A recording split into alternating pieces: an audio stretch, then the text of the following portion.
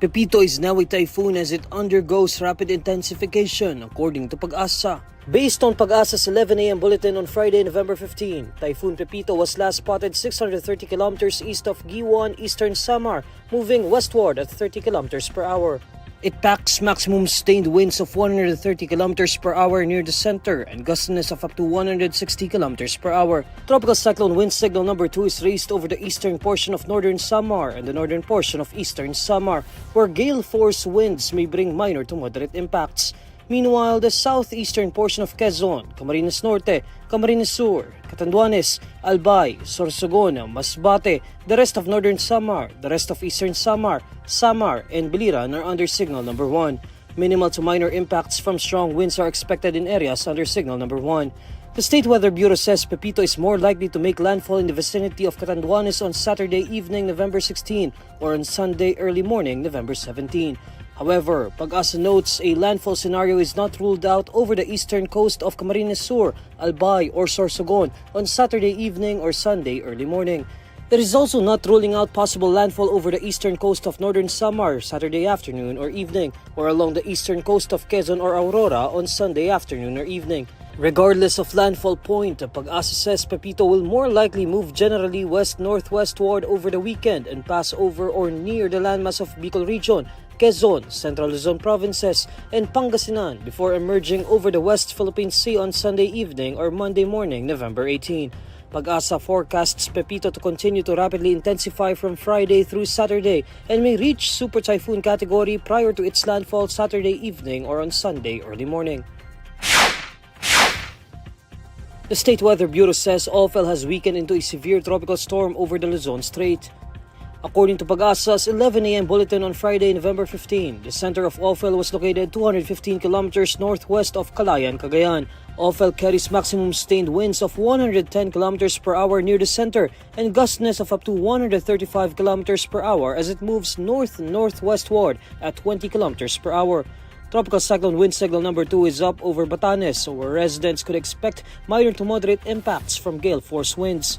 Signal number 1 is up over the northern portion of Cagayan, Babuyan Islands, the northern portion of Apayao, and the northern portion of Ilocos Norte, where strong winds may bring minimal to minor impacts.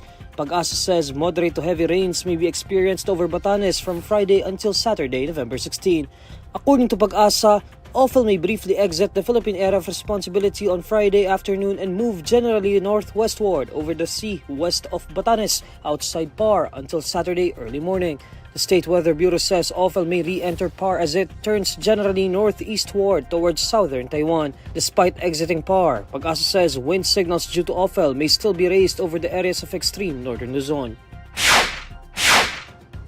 President Bongbong Marcos says Malacanang and the Department of Justice are closely following the congressional inquiries into the drug war to determine whether his predecessor, Rodrigo Duterte, could be held liable for extrajudicial killings. Marcos, in an ambush interview, says the question who is responsible for the extrajudicial killings has not yet been answered, pointing out the presence of some of the victims' mothers who continue to seek justice. We are always monitoring all of these things. Because the question on EJK has not yet been answered. Who is responsible? And we had some of the mothers of some of the victims that were there, and up to now they have not seen the justice for the murders of their children. According to Marcos, it is the DOJ's responsibility to continue examining all testimonies and evidence to see if a case can be filed. The President says the DOJ will evaluate whether Duterte's testimonies to the House and the Senate could be used as grounds for the filing of criminal charges against him. All of the testimony that was given yesterday will be taken in and will be assessed to see what in legal terms what is the real meaning and consequence of some of the statements made by PRRD. Now, if that will result in a case being filed here in the Philippines, we will just have to see. The DOJ will have to make that assessment. Marcos reiterates the government will not cooperate with the International Criminal Court's investigation into Duterte's drug war. However, he notes Malacanang would not stand in the way of the ICC should Duterte voluntarily submit to the International Court. During the House hearing on Wednesday, November 13, Duterte dared the ICC to come and start its investigation as soon as Thursday, November 14. The prosecutor of the ICC is already investigating the former president for crimes against humanity in his war on drugs since his days as mayor of Davao City and later as president. The Duterte administration reported that more than 6,000 people were killed during his term from 2016 to 2022. Human rights groups believe the number could be as high as 30,000.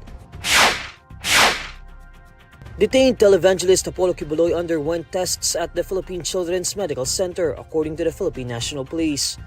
In a press briefing on Thursday, November 14, PNP spokesperson Brigadier General Jean Fajardo says Quiboloy was brought to the PCMC at 8:49 p.m. on Wednesday, November 13, and returned to the Philippine Heart Center at 9:10 p.m. pursuant to the Pasig Regional Trial Court's order.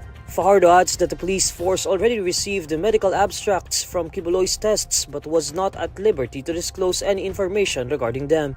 PNP previously said Quiboloy reported experiencing chest discomfort and was hospitalized at the Philippine Heart Center in Quezon City on November 9. He was initially expected to leave on November 11 but still needed to undergo medical tests and monitoring. Quiboloy's medical furlough is set to end on Saturday, November 16 at 5 p.m., after which he will be brought back to the PNP Custodial Center in Camp Crame, Quezon City. Following a 16-day standoff at his religious sect's headquarters in Davao City, the embattled Kingdom of Jesus Christ founder was arrested on September 8 over charges of sexual abuse.